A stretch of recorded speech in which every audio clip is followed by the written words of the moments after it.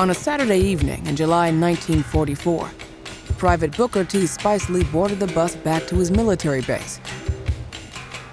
It was a segregated bus going from Durham, North Carolina, towards Camp Butner during World War II. When some white soldiers got on, the bus driver shouted at Spicely to move to the last row.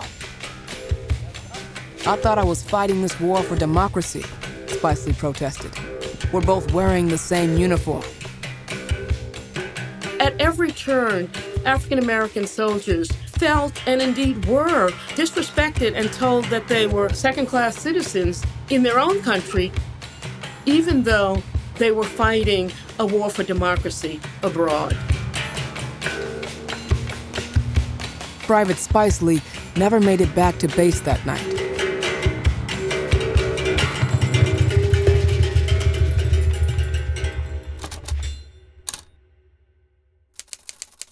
Booker Spicely enlisted in the Army in Philadelphia when he was 34. In early 1944, he left for North Carolina and joined an all-black unit as a truck driver. More than 1.1 million black men from all across the country joined the military during World War II, and about 80% of them were stationed in the South. African-American men and women joined in large numbers in order to support the fight for democracy, but as well to improve their situation and to provide new opportunities for their families and for their communities. But their acts of patriotism were not always seen that way.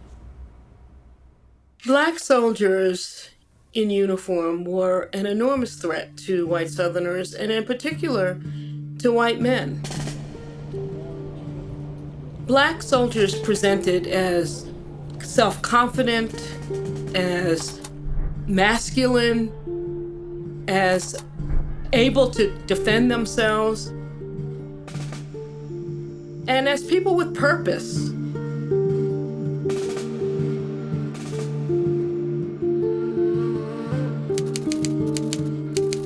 On July 8, 1944, Spicely spent his day off visiting friends in Hayti, a thriving black community in Durham.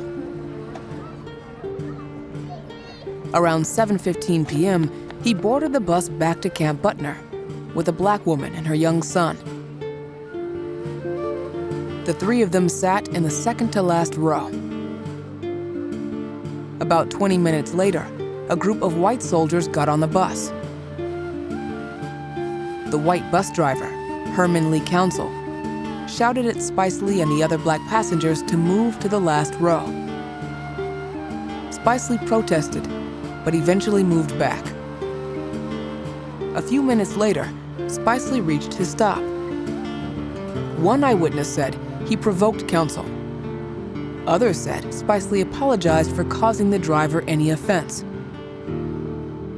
All witnesses agreed what happened next. Spicely got off the bus from the back. Council grabbed his pistol, went out the front of the bus, and shot Spicely twice at close range. Spicely fell into the gutter. Council got back on the bus and finished driving his route.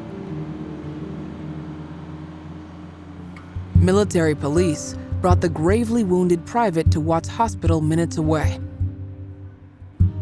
Medical staff refused to treat him because he was black, but stopped to draw blood to see if he was intoxicated before sending him away.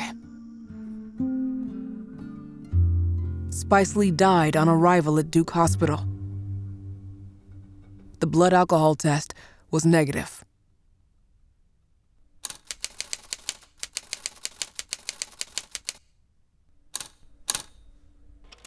The War Department immediately launched an investigation with help from the FBI. The War Department sent someone to Philadelphia to spy on Booker Spicely's sister as she sought support from the Philadelphia NAACP. The military even gathered intelligence from Spicely's funeral. A mourner reported that Spicely's brother Robert shouted out in the middle of the service, There's no reason to preach him into heaven. The thing for all of you to do is join the NAACP and help stop this sort of thing. Rather than conducting a thoroughgoing investigation of the slaying and of the bus driver, the War Department's real concern was Black protest about this particular and many other incidents where African American soldiers were harmed, and in this case, killed because of Jim Crow rules.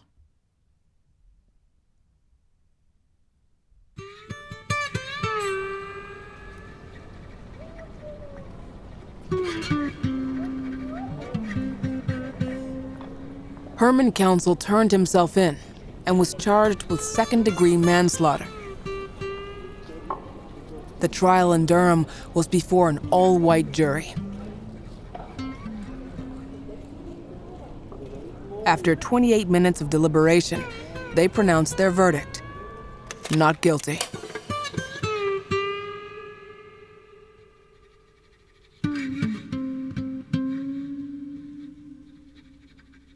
From the very inception of the war, African American soldiers were subjected to violence all across the country, but in particular in the South.